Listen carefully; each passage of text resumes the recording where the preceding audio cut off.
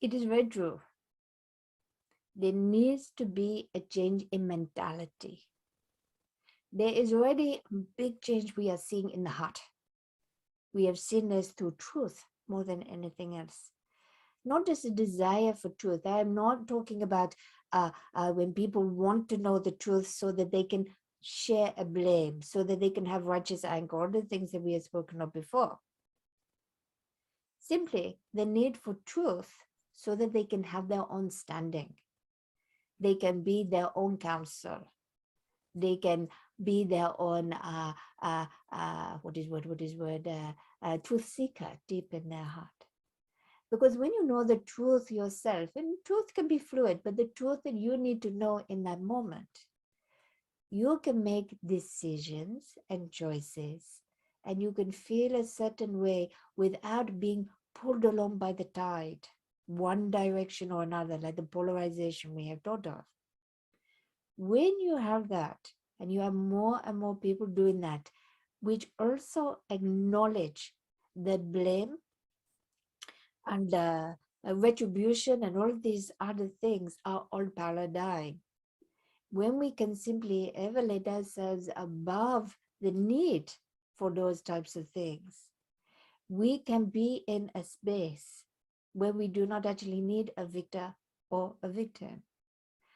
Those that change, and I've used this word so much, it is a new word I would prefer than win.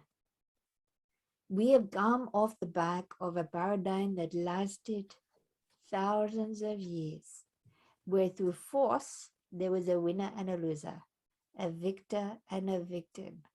And then, as we know over time, so often the victim would rise up and through righteous anger and blame and all sorts, become a victor. But then the cycle will continue because it is never balanced. It is always one feeling beaten down, another feeling satisfaction for a short time, and then feeling like they have to keep up the force. This is a way of the world that, even though you are still seeing it on the surface, is changing deep within. Because in people's hearts, they are not drawn to just go, isn't that victor so strong? Want to be like them. Or isn't the victim so sweet? I don't want to be them.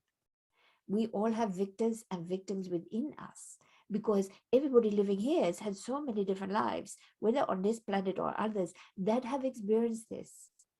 And as the empathy grows, remember everything that, for those of you that listen to Deep Dive, you know, the emotional intelligence of people at this time and going forward is absolutely essential for evolution.